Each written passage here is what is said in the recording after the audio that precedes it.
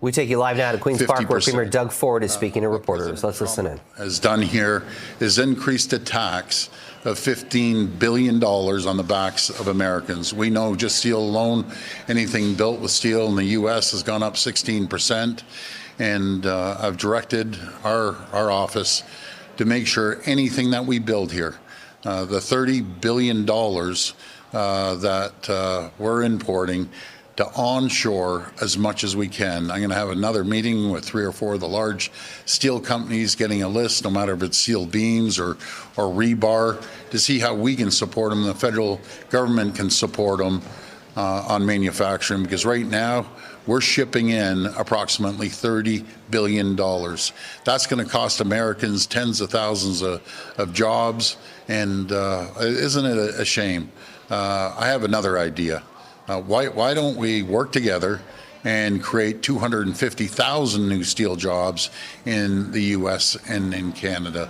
And on top of that, anything that we manufacture or we build here in Ontario, and we're building approximately $200 billion worth of infrastructure projects, they have to use Ontario steel, Canadian steel at all costs.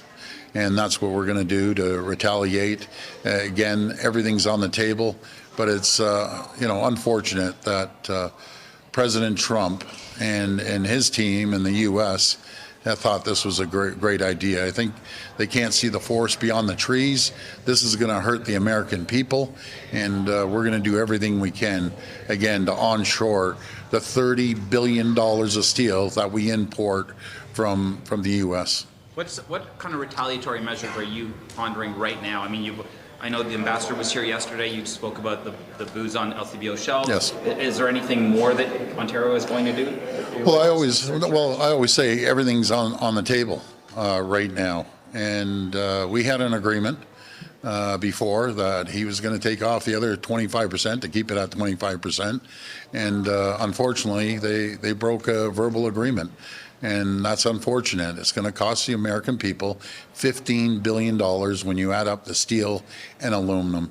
It's going to hurt them to a tune of $30 billion of all the steel that we import. And we'll have this conversation with the large steel companies over the next few days to see what products they can produce, how we could support them. And that's our goal. Are you going to bring back the electricity surcharge? Because I thought you dropped that in exchange for some of this. And yeah. I agree with you. I want to make sure that we get a deal. I understand we're close to making a deal, and I want to make sure that the federal government slaps another 25% on their steel. But regards to electricity, everything's on the table right now. So, Premier, did Minister LeBlanc give you any indication that they're going to do that? Because they haven't said whether they're going to match the new tariffs. Well, he didn't give me a guarantee, but I'll be all over him. We can't sit back and let President Trump steamroll us, try to shut down our steel industry, take jobs down to the U.S. He has no regard whatsoever for jobs here in Ontario, and we need to slap another 25% tariffs on the steel that's coming into Ontario and Canada as a whole. Did you get the sense that Ottawa is holding back because they're going to strike some sort of deal before they double the tariffs? Like, why would the federal government have already matched them? That's a conversation I'm sure I'll be having today with Minister LeBlanc. We need to react immediately. We just can't sit back, because every single day that goes by, it gives uncertainty to the sectors. It adds additional cost on the steel, so we need to react immediately. We need to put that other 25% on as soon as possible. And deal or no deal, if it's coming soon, well, President Trump wouldn't do what he's doing, and again throwing an additional 25%. But it hurts both countries, and I can assure you, it's going to hurt the U.S. as well. Premier, on Bill 5, are you going to go ahead with that as is, without some of the government amendments to it? Yeah, Richard, good question. It's a shame that they want to play politics and try to run out the clock and not allow us to put in amendments. But what I can assure you with Indigenous communities, across Ontario. We're going to have duty to consult. We're going to respect treaty rights. This is about supporting Indigenous communities. The $3 billion of equity that they've never had before, we're offering equity stake in any project that we do, along with a consultation, along with $70 million of training, and another $10 million for scholarships. Again, you know, a lot of these chiefs, they're very progressive. They want to make sure their communities thrive and prosper, and this is how you get your communities to thrive and prosper. And I've talked to a few of them. They want a better life for their children than what they had. They want a better quality of life, and we're there to support them and help them any way we can. Your Ottawa Bureau has a new director, Scott Bellin. It's the second in a row to have lost his campaign as a Conservative candidate in Commander Carleton. Why did you choose a second failed candidate as your Ottawa Bureau director? Well, we're looking for a good quality person, which we found one with Scott that understands Ottawa. I'll be meeting with the mayor, I believe today. He's dropping by today to have a conversation. We've supported Ottawa unlike any other region on all the sorts of projects that we've put forward. We took the biggest burden off their backs by taking over their transit system that was failed on phase one, because the previous mayor was, in my opinion, was not keeping the eye on the ball per se.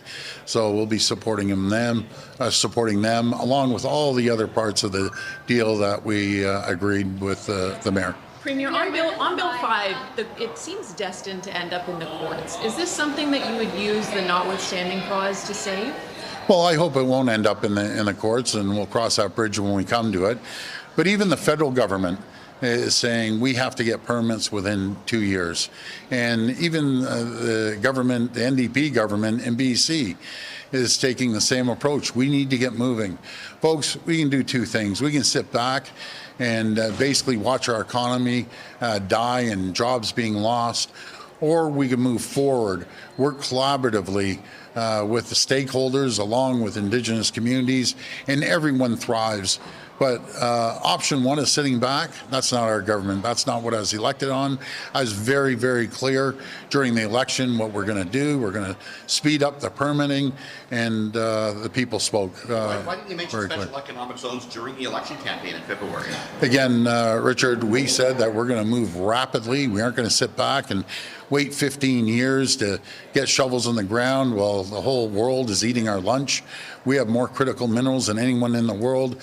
That's one of our economic drivers, and we're going to move forward as quickly as possible.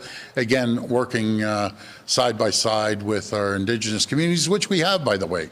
There's a tremendous amount of chiefs around the province that are excited, that are willing to move forward, because they know that it's going to bring prosperity. It's going to bring a better quality of life to the community. It's going to create economic development, and they're going to share in the wealth. Last question. If there is a blockade of any highways, Yes. what are you prepared to do?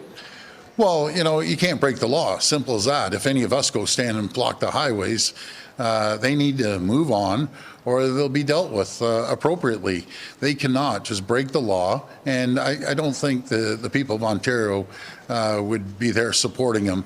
They can. What is dealt with appropriately? That would. I don't direct the police. That would be up to the OPP or local police if they start doing that. But in my opinion, that wouldn't be very, very wise whatsoever. Premier, on tariffs, just quickly, Yeah.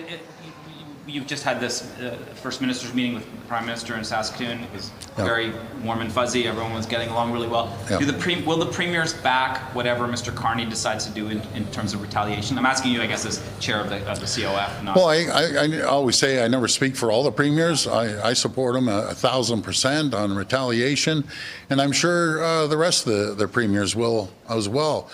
Either two things. You're either standing up for Canada and protecting people's jobs, their livelihoods, protecting communities and the people and the jobs that they have, or you sit back and get steamrolled. That's not what I'm going to do. I'm going to fight back with every tool we have in our toolbox to protect the people of Ontario and protect the jobs in the communities. Premier Catherine had a question. Sorry. Yes, Catherine. Go ahead, Catherine. Go ahead. Does this mean that you will be using the legislation over the summer without the amendments in place? Well, it's unfortunate. They wanted to play politics and drag this out, and we wanted to put the amendments out. But the most important thing is there's going to be consultation with First Nations communities, and we'll sit around the table. And I'm very confident when any project comes up, when we sit down, and they're a partner. I've seen it before. When it comes to duty to consult, which is very important, and we are going to do it, if they have an equity partnership, it moves like grease lightning. It goes through because they want prosperity. They want to get the project going. So that's the approach we're going to take, a very collaborative approach, and cooperate with all stakeholders, no matter if it's communities and mayors or First Nations communities. That's what we believe that will help everyone as a whole in Ontario and across our great country.